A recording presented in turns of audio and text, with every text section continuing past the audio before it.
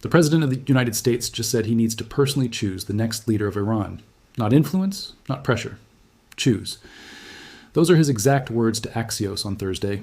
Quote, "I have to be involved in the appointment," end quote.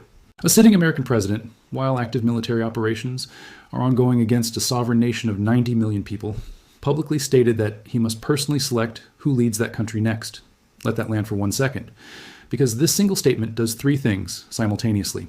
It confirms that the real objective of this operation was never limited to missile sites or enrichment facilities. It eliminates any diplomatic pathway that does not end with Washington's preferred candidate in Tehran. And it tells every nation on earth watching this conflict exactly what the doctrine is. We are going to break down what Trump actually said, what it reveals about the endgame, and why one specific detail buried in the Axios interview changes the entire picture of where this operation goes next. Stay with this. On Thursday, March 5th, Trump gave two separate interviews on the same subject, to Axios and to Reuters. The core message was identical in both. Quote from Reuters, "We're going to have to choose that person along with Iran. We're going to have to choose that person." He repeated it twice in the same sentence. To Axios, he was more direct. Quote, "They are wasting their time. Khamenei's son is a lightweight. I have to be involved in the appointment, like with Delcy in Venezuela. Now, before we unpack the Venezuela comparison, which is the analytical key to this entire statement, there's one detail from the same Axios report that almost no outlet has highlighted. While Trump was giving that interview, a building in Tehran housing 88 members of Iran's Council of Experts was struck by air operations. Those 88 members were inside that building counting votes for Khamenei's replacement at the time of the strike. Read that again. The body constitutionally responsible for selecting Iran's next supreme leader was struck mid-vote. On the same day, the American president told the press he needs to be personally involved in the selection. That is not a coincidence. That is a message delivered in two languages simultaneously. Now, the Venezuela comparison, because this is where the strategic logic becomes fully visible and where most coverage completely misses the point. In January of this year, the United States conducted a military operation that resulted in the removal and capture of Venezuelan President Nicolas Maduro. His vice president, Delcy Rodriguez, took power. Under the direct threat of further American military action, Rodriguez's government has since allowed Washington to manage Venezuela's oil exports and has cut off petroleum supplies to Cuba. Trump described this outcome this week with the following words, and we are quoting directly, "Venezuela was so incredible because we did the attack, and we kept government totally intact, and we have Delcy, who's been very good." This is the template. This is what Trump is explicitly saying he wants to replicate in Iran. Keep the government structure intact. Replace the leadership with someone who cooperates. Manage the country's resources and regional relationships from a position of enforced alignment. Here is where the strategic picture changes entirely. Venezuela has a population of 28 million people. Its military operates a conventional command structure with limited independent capability. The operation to remove Maduro was swift, targeted, and met no sustained military resistance. Iran has a population of 90 million people. Its military and security architecture is specifically designed around the assumption of American regime change attempts. The Islamic Revolutionary Guard Corps operates as a parallel state within the state, with independent command structures, independent financing, and institutional loyalty that does not transfer automatically to whoever sits in the position of supreme leader. Iran has been preparing for this specific scenario, American-directed leadership replacement, for 46 years. The Venezuela model does not transfer. The conditions that made it work do not exist in Iran. And the fact that the American president is publicly applying that model to a country with fundamentally different structural characteristics is itself an analytical signal about the gap between the operation's stated confidence and its operational complexity. But that is not the real pressure point. The deeper constraint lies in what the Mojtaba Khamenei question actually reveals. Mojtaba Khamenei is 56 years old. He has never held an elected position. He has never held an appointed government role. His influence derives entirely from his relationship with his father and from years of quiet institutional cultivation within the IRGC and the clerical establishment. He is, by most assessments from analysts who track Iranian succession, the single figure most likely to maintain the existing power structure's cohesion in the immediate aftermath of his father is elimination. Trump called him a lightweight and said his selection is unacceptable. Israel's defense minister, Israel Katz, went further. He stated this week that whoever becomes Iran's next supreme leader, if they continue to threaten Israel and the United States, will be, in his words, a target for elimination. The American president has publicly disqualified the most likely successor. The Israeli defense minister has publicly threatened to eliminate whoever takes the role if they maintain the current policy direction, which means the space of acceptable candidates from Washington, and Jerusalem's perspective is limited to figures who would fundamentally reorient Iranian foreign policy. Abandon support for regional allied groups and accept a relationship with the United States, structurally similar to the one Delcy Rodriguez currently holds in Venezuela.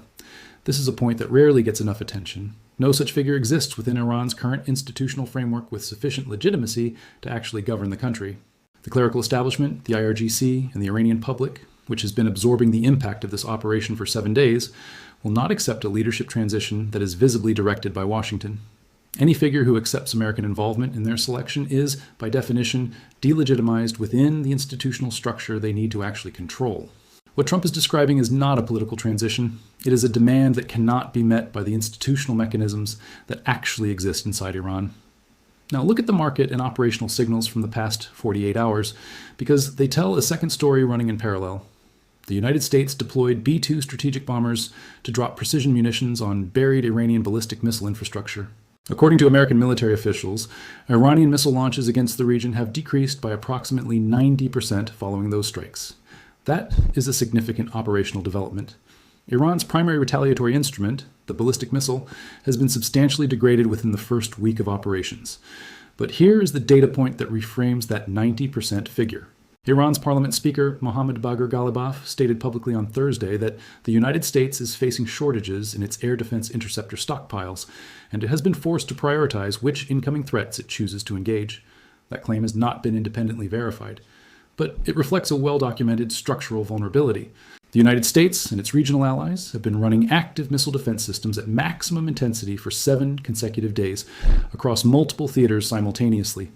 Interceptor production cycles operate on timelines measured in months, not days.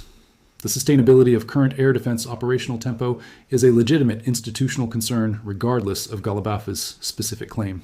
The 90% reduction in Iranian launches and the potential interceptor sustainability constraint are not contradictory. They are two sides of the same operational reality. Iran's offensive capacity has been reduced. America's defensive consumption rate has been elevated. The question of which pressure compounds faster over the remaining operational period is not yet answered. Now the actors. Trump needs a visible political outcome that justifies the cost of this operation to a domestic audience that, according to available polling, did not support a regime change campaign by substantial margins before it began. The Venezuela model gives him a narrative framework: swift action, intact governance structure, cooperative leadership. The problem is that the Iranian institutional environment will not produce that outcome on the timeline or in the form the narrative requires.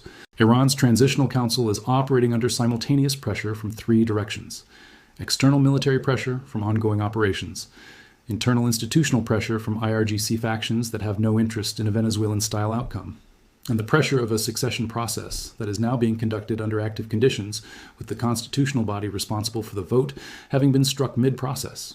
The IRGC's institutional interest is in selecting a successor who maintains their structural position within the Iranian state. Any figure acceptable to Washington would, by definition, threaten that position. The IRGC will not voluntarily support a transition that ends its institutional autonomy. This is not speculation. It is the structural logic of an organization whose entire identity is built around resistance to external pressure. For the rest of the world watching this, the succession statement has created a secondary crisis of legitimacy that compounds the operational one. If the United States is openly claiming a role in selecting the leader of a sovereign nation under active military pressure, every government with any concern about American unilateralism now has a concrete, publicly stated example to cite. This will have consequences in international forums, in allied relationships, and in the institutional frameworks that govern how states interact with each other, that will extend well beyond the resolution of this specific conflict.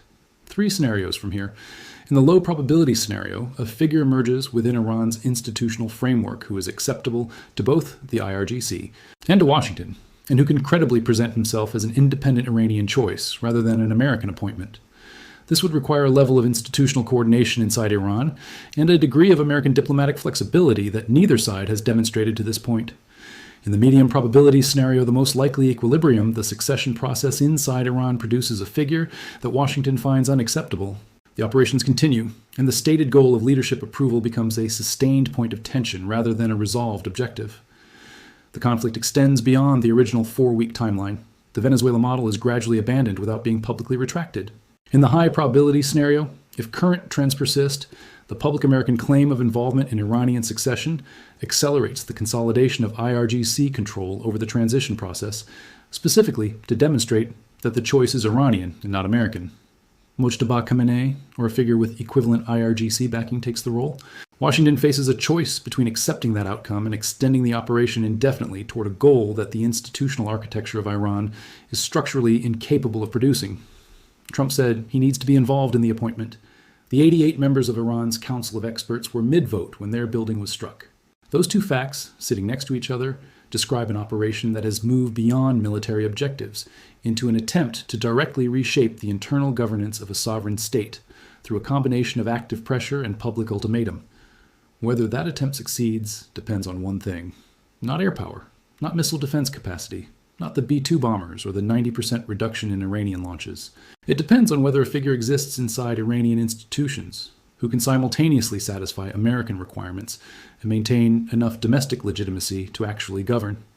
After 46 years of an institutional culture built specifically around refusing that trade, the probability that such a figure steps forward on Washington's timeline is the central unresolved question of this entire operation, and nobody in either capital has answered it yet.